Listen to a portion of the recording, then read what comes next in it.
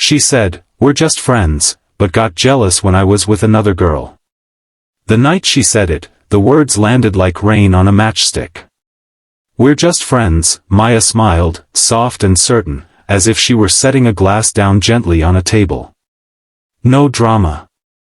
No malice. Just a truth she'd already accepted. I nodded like a grown man who understood boundaries.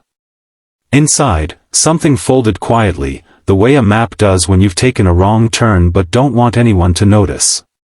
I met Maya 2 years earlier in a place where loneliness hides behind noise, our office break room, humming with microwaves and tired laughter. She was the kind of person who remembered names and coffee orders, who listened with her whole face.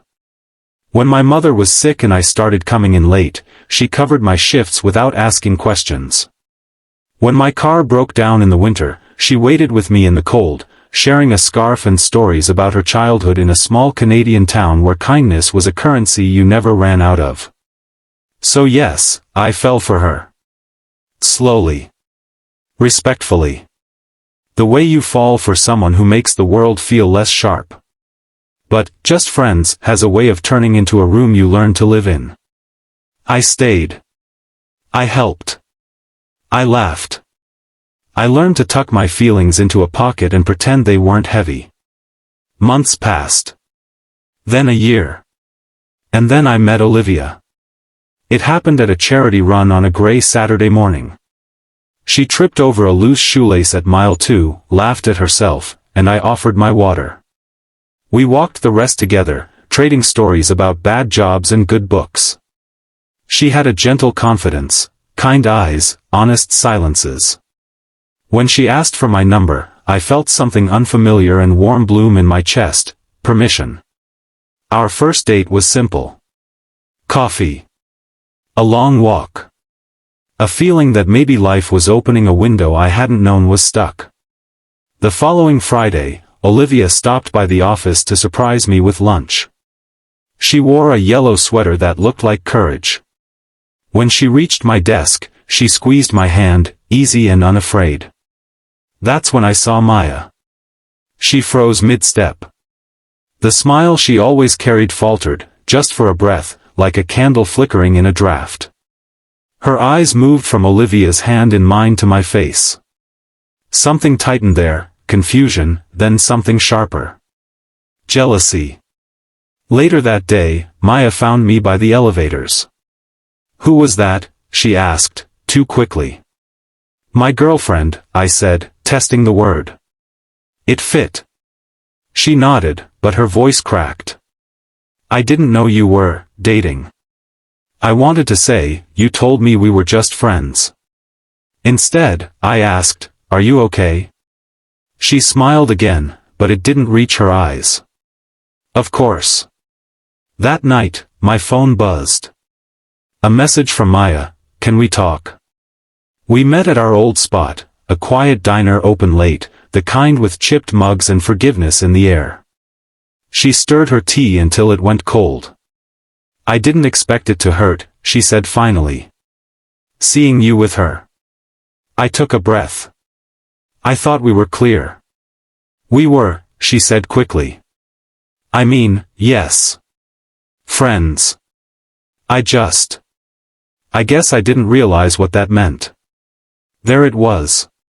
The twist I hadn't expected. Not a confession. Not an apology. Just honesty finding its way out. "I never wanted to take you for granted," she continued. "You've always been there. When my dad passed, when I moved cities, when I doubted myself. You were steady. And I assumed you'd always be here."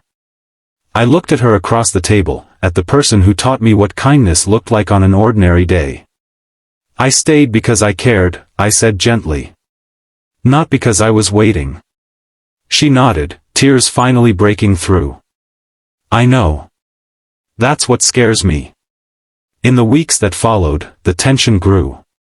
Olivia noticed it before I said anything. "You're carrying something," she said one evening as we cooked dinner together. "You don't have to hide it." So I told her. About Maya. About the years of friendship. About the night at the diner. Olivia listened. She always did. When I finished, she reached for my hand. Kindness can be confusing, she said. But you don't owe anyone your heart just because you're good to them. That was the moment of realization I needed, not a permission slip, but a reminder of my own worth. A few days later, Maya called. Her voice was small. I'm moving, she said. Back home. I got a job offer. It feels right. I'm proud of you, I said, and meant it. Before she left, we met one last time. She looked lighter, like she'd set something down. I needed to learn this, she said. That love isn't about possession. And friendship isn't a promise of more. I smiled. And I needed to learn that choosing myself doesn't make me unkind. We hugged, long, honest, final. Life didn't turn into a movie after that. Olivia and I had ordinary days. Disagreements about dishes.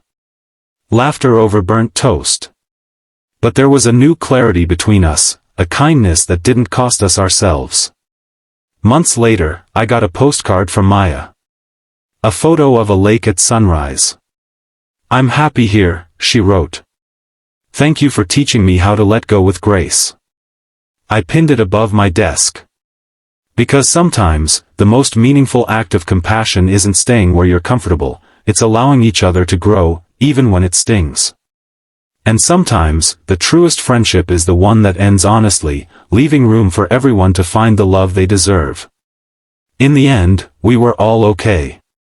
Not because things went the way we once imagined, but because we chose kindness, truth, and the courage to move forward.